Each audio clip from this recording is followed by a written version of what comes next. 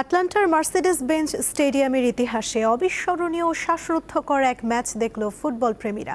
2-0 গোলে পিছিয়ে যাওয়ার পরও মহাকাব্যিক ফিনিশিংয়ে মিশরকে 3-2 ব্যবধানে হারিয়ে বিশ্বকাপের কোয়ার্টার ফাইনালে উঠল আর্জেন্টিনা। এদিকে কলম্বিয়াকে টাই ব্রেকে 4-3 গোলে হারিয়ে 1954 সালের পর বিশ্বকাপের শেষ 8 নিশ্চিত করল সুইজারল্যান্ড। আন্তর্জাতিক মান, সেরা fire resistance, BRB cables. Lionel মেসির আবারও পেনাল্টি মিস হতাশায় ঢেকে দিল আর্জেন্টাইনদের মুখ। দ্বিতীয়ার্ধে দ্বিতীয় গোল হজমে তাদের মনে ছিটকে পড়ার শঙ্কাও উকি দিল জোরে সোরে। Mustafa Ziko was denied a few moments ago. He's not about to be সুতোর উপর ঝুলতে থাকা আর্জেন্টিনাকে ক্রিস্টিয়ানো রোমেরো এনে দিলেন ম্যাচে ফেরার উপলক্ষ।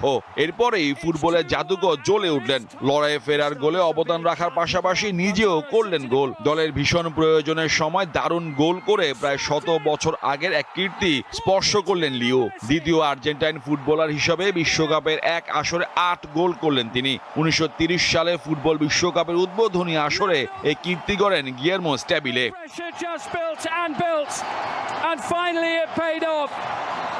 And Egypt's 2 goals. আর শেষটা রাঙান এনজো ফার্নান্দেজ। মিশরকে হারিয়ে উত্তর আমেরিকা বিশ্বকাপের কোয়ার্টার ফাইনালে ওঠার পর এই আর্জেন্টাইন মিডফিল্ডার জানান দিলেন ব্যাক টু ব্যাক শিরোপা জিততে যাচ্ছেন তারাই। 31st stoppage time goal in this world. এদিকে ভ্যানকুভারে নির্ধারিত 90 মিনিট পেরিয়ে অতিরিক্ত 30 মিনিটেও গোলের দেখা পেল না সুইজারল্যান্ড কলম্বিয়া। উত্তাপহীন লড়াইয়ে সব রোমাঞ্চ জমা হলো টাই ব্রেকে, যেখানে স্নায়ুচাপ ধরে রেখে কলম্বিয়াকে হারিয়ে কোয়ার্টারের টিকিট কাটলো সুইসরা। Cucho Hernandez and it's saved. 1954 সালের পরে প্রথম বিশ্ব আসরে শেষ 8-এ উঠল তারা। আসরে এখন পর্যন্ত অপরাজিত দলটি সেমিফাইনালে ওঠার লড়াই খেলবে শিরোপাধারী আর্জেন্টিনা বিপক্ষে, যারা সব ম্যাচেই জিতেছে। Ruben Vargas is the hero. Mohammad Hasib, Deepto sports.